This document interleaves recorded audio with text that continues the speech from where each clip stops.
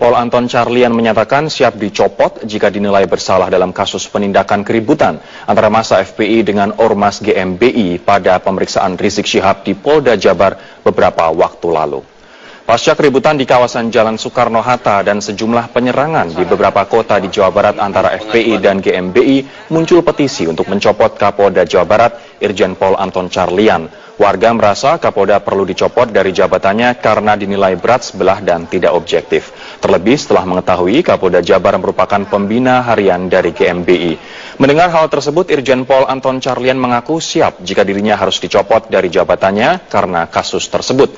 Irjen Pol Anton Carlyan meminta bukti kesalahannya dalam penindakan keributan tersebut. Kan kalau saya dianggap salah dan saya mendapat jabatan itu adalah amanah, bukan untuk mendapat jabatan. Untuk bangsa dan negara jangankan jabatan, jiwa saya pun juga siap saya serahkan. Kesini itu bukan untuk jabatan. Nih silakan, kalau mau diambil juga sekarang silakan.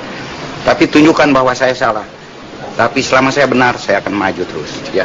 2.000 orang lebih yang FPI mengikuti aksi unjuk rasa di Mabes Polri siang tadi. Masa datang untuk menyampaikan beberapa aspirasi terkait kejadian pasca pemeriksaan Rizik Syihab di Mapolda Jawa Barat, Kamis 12 Januari 2017 lalu. Sekitar 2.000 lebih massa dari Ormas FPI, Senin 16 Januari 2017, melakukan long march dari arah perempatan PLN Bulungan menuju Gedung Bahar Kampolri.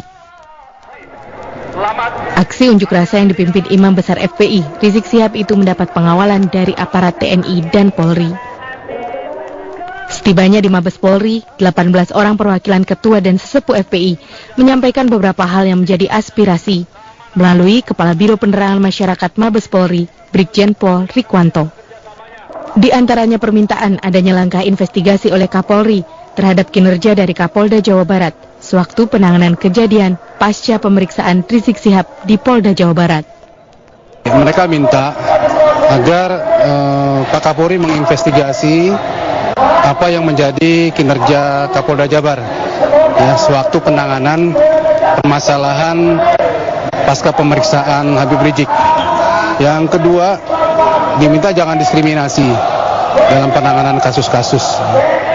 Yang ketiga, agar waspadai perpecahan-perpecahan yang terjadi agar tidak timbul konflik horizontal. Intinya demikian.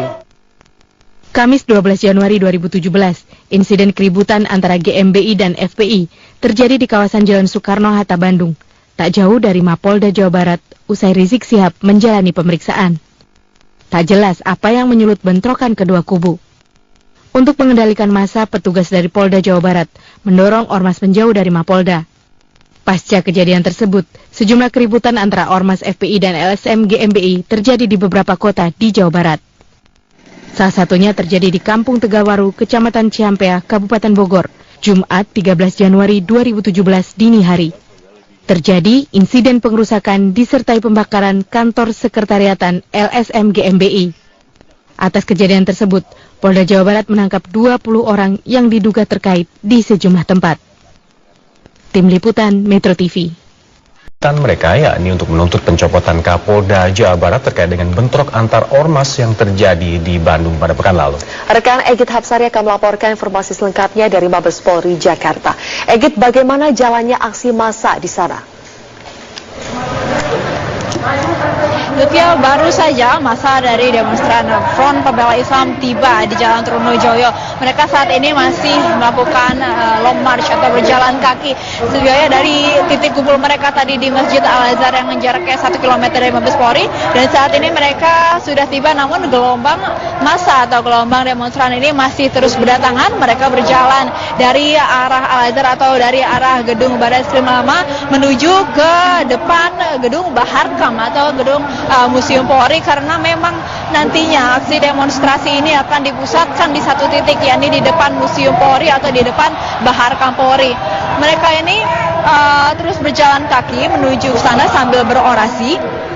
Dan sesuai dengan tuntutannya yang disampaikan, mereka menuntut Kapolri Jenderal Polisi Tito Karnavian untuk segera mencopot Kapolda Jawa Barat Irjen Polisi Anton Carlian terkait dengan insiden yang terjadi antara massa dari Front Pembela Islam dan massa dari Ormas Gerakan Masyarakat Bawah Indonesia atau GMBI setelah Imam Besar Front Pembela Islam Rizik Syihab diperiksa di Polda Jawa Barat hari Kamis lalu terkait dengan kasus dugaan penodaan lambang negara dan dasar negara.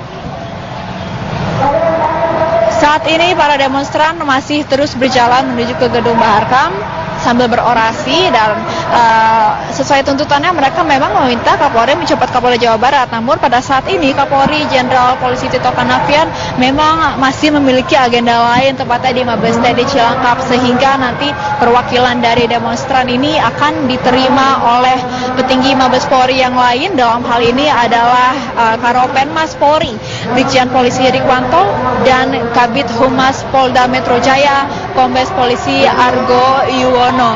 Namun mereka tentunya akan berorasi terlebih dahulu sebelum masuk untuk beraudiensi dengan pihak Polri. Zulfia, bagaimana pola pengamanan yang Anda lihat di sana?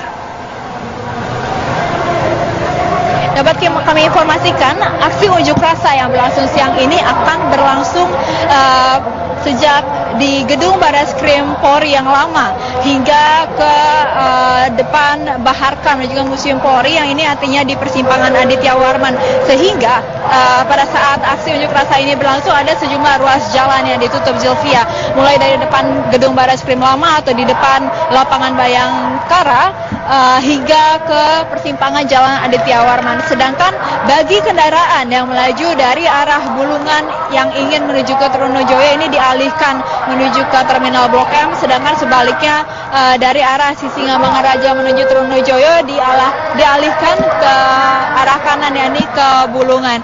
Dan memang sesuai peraturan sejatinya aksi demonstrasi ini harus usai pada pukul 18 sore ini, dan polisi juga menghimbau agar demonstran dan juga warga tetap menjaga agar aksi demonstrasi ini dapat menyampaikan secara langsung aspirasi mereka dengan mengedepankan kondusivitas dan juga ketertiban bersama. Zulfia? Baik, Egit Hapsari melaporkan langsung dari Mabes Polri Jakarta. Jalannya aksi di Mabes Polri, rekan Egit Hapsari akan menyampaikannya langsung untuk Anda dari Mabes Polri. Egit, bagaimana jalannya aksi massa FPI saat ini? Maka sejauh ini aksi demonstrasi yang dilangsungkan oleh massa dari Ormas Front Pembela Islam masih terus berlangsung dan kondusivitas juga tetap terjaga. Mereka saat ini sudah berkumpul di satu lokasi, yakni di perempatan di depan Museum Polri atau di depan Baharkam Polri. Mereka saat ini sedang berorasi untuk menuntut Kapolri Jenderal Polisi Tito Karnavian untuk segera mencopot Kapolda Jawa Barat Irjen Polisi Anton Carlian, karena desakan ini pun berkaitan dengan adanya insiden yang terjadi pasca pemeriksaan Imam Besar Front Pembela Islam Rizik Syihab di Polda Jawa Barat pada Kamis lalu, di mana pada saat pemeriksaan itu di lokasi yang berbeda terjadi insiden antara massa Front Pembela Islam dengan massa dari Ormas Gerakan Masyarakat Bawah Indonesia atau GMBI, sehingga selain mendesak Kapolri Jenderal Polisi Tito Karnavian untuk mencopot Kapolda Jawa Barat, massa demonstran dari Front Pembela Islam ini juga mendesak agar polisi insiden yang terjadi di Jawa Barat beberapa waktu lalu dengan tuntas, termasuk untuk mengungkap siapa aktor intelektual yang berada di balik adanya insiden ini. Saat ini orasi masih berlangsung dan orasi unjuk rasa ini dilakukan di ruas Jalan Trunojoyo di depan Mabes Polri, sehingga terkait dengan adanya unjuk rasa ini memang ada sejumlah ruas jalan yang mesti ditutup, yakni di depan lapangan Bayangkara hingga ke perempatan Jalan Aditya Warman atau di sisi lain gedung Mabes Polri atau Museum Polri ini. Sejumlah arus kendaraan juga harus dialihkan selama unjuk rasa ini berlangsung, yakni kendaraan dari arah Bulungan menuju ke Trunojoyo akan dialihkan menuju ke Terminal Blok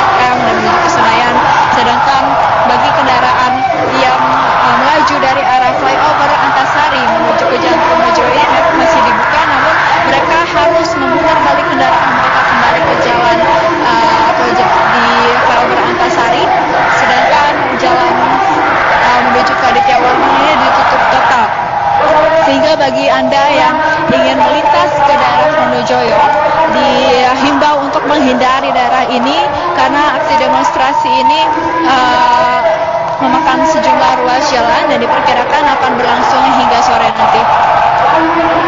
Alka?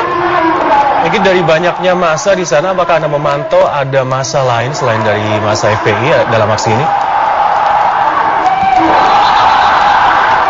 Sejauh ini kami memantau massa yang berdemonstrasi di depan Mabes Polri ini berasal dari Ormas Front Pembela Islam, namun beberapa unsur atau elemen ormas atau LSM lainnya diperkirakan juga akan ikut, namun kami belum memantau ada atribut-atribut LSM atau organisasi masyarakat lainnya.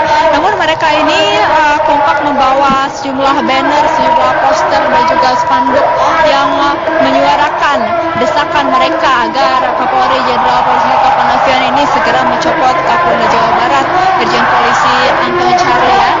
Dan nantinya setelah berorasi di depan Museum Polri ini mereka akan diterima oleh perwakilan dari petinggi Polri, dari Mabes Polri akan diwakili oleh Karopenmas atau Kepala Biro Penerangan Masyarakat di Humas Polri, Brigjen Polisi Rikwanto, dan dari Polda Metro Jaya akan diwakili oleh Kepala Bidang Humas Polda Metro Jaya, Kombes Polisi Argo Yuwono. Memang sedari awal mereka ingin bertemu dengan Kapolri Jenderal Polisi Tito Karnavian, namun karena hal lain, karena Kapolri saat ini sedang bertugas atau menyelenggarakan agenda di Mabes TNI di Cilangkap, sehingga perwakilan dari demonstran ini nantinya akan diterima oleh kedua perwakilan petinggi Polri tersebut. Baik, Egit Hapsani melaporkan langsung dari kawasan Mabes Polri yang ada di Jakarta Selatan. Terima kasih. Informasi selengkapnya akan disampaikan oleh Jessica Wawor langsung dari Mabes TNI di Cilangkap, Jakarta Timur. Jessica, apa saja yang dibahas Presiden bersama dengan jajaran pimpinan TNI dan Polri dalam Rapim kali ini?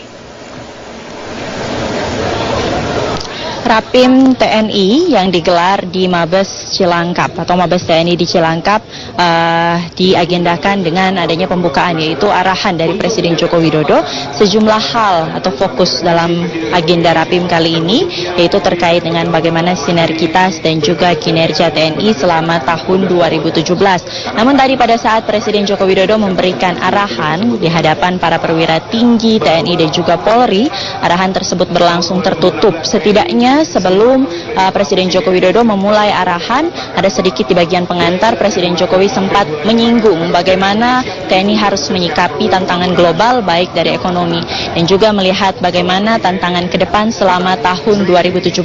Kemudian kami para awak media dipersilahkan untuk meninggalkan area tempat berlangsungnya rapat pimpinan TNI awal tahun 2017 kali ini. Ada beberapa hal yang memang menjadi agenda utama pada Rapim TNI awal tahun 2017, diantaranya adalah Rapim ini diagendakan pertama untuk memberikan informasi kepada seluruh perwira tinggi TNI terkait dengan kejadian-kejadian menonjol yang berkaitan dengan tugas dan kinerja maupun fungsi TNI yang telah berlangsung atau terlaksana pada tahun 2016, kemudian juga evaluasi terkait dengan pelaksanaan tugas fungsi dan bagaimana kinerja dan eksistensi TNI selama tahun 2016 serta perencanaan anggaran untuk tahun 2017, dan tidak lupa juga bagian terakhir adalah bagaimana nantinya akan disampaikan terkait dengan rencana program kerja dan juga apa saja yang menjadi agenda TNI yang khususnya diagendakan oleh Panglima TNI sepanjang tahun 2017. Melihat apa saja yang sudah menjadi pokok pembahasan dalam agenda Rapim yang akan berlangsung hingga tanggal 19 Januari ini, ada sejumlah arahan tentunya dan pesan-pesan yang disampaikan oleh Presiden Joko Widodo.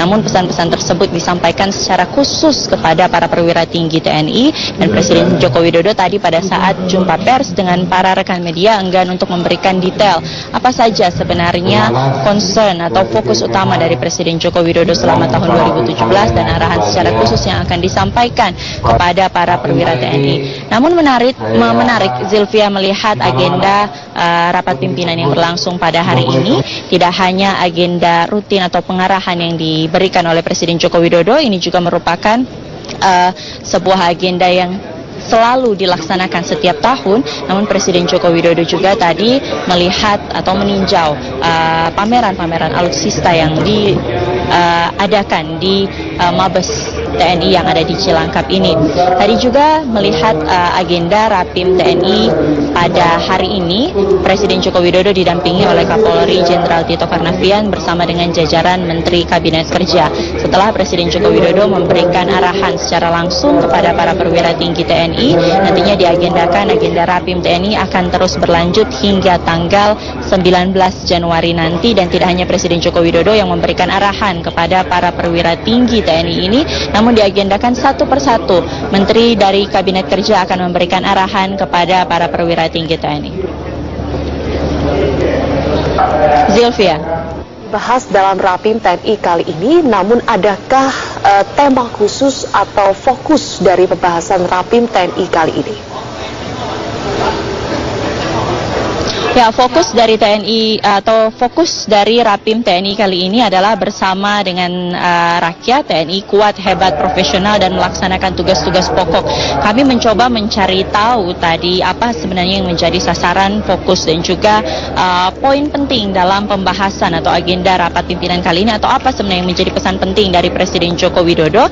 Namun memang arahan yang disampaikan oleh Presiden Joko Widodo tadi kepada atau di hadapan para perwira tinggi TNI ini berlangsung tertutup. Tadi pada saat Presiden menyampaikan konferensi pers atau menyampaikan pernyataan secara resmi kepada media, Presiden hanya menyatakan bahwa diharapkan selama tahun 2017 tentunya TNI dapat melakukan kerja dan terus kerja bagaimana mempertahankan ketahanan dan juga meningkatkan keamanan, dan tentunya yang menjadi fokus utama atau menjadi pesan yang seperti juga menjadi pesan atau arahan Presiden Joko Widodo pada rapat pimpinan TNI tahun 2016 kemarin adalah bagaimana TNI bisa menjaga sinergitas bersama dengan Polri, dan hal tersebut disampaikan oleh Presiden Joko Widodo bahwa Presiden akan terus menyampaikan evaluasi kinerja TNI dan akan terus memantau bagaimana fungsi dan tugas TNI, karena Presiden sebagai panglima tertinggi dari Tentara Nasional Indonesia. Zilvia. Baik, Jessica Wawor melaporkan langsung dari Cilangkap, Jakarta Timur. Rapim TNI Polri 2017, Presiden langsung menuju ke arena pameran industri pertahanan Mabes TNI di Cilangkap. Ya, apa saja yang menjadi fokus perhatian Presiden Joko Widodo? Kita langsung bergabung dengan Stella Nau di sana.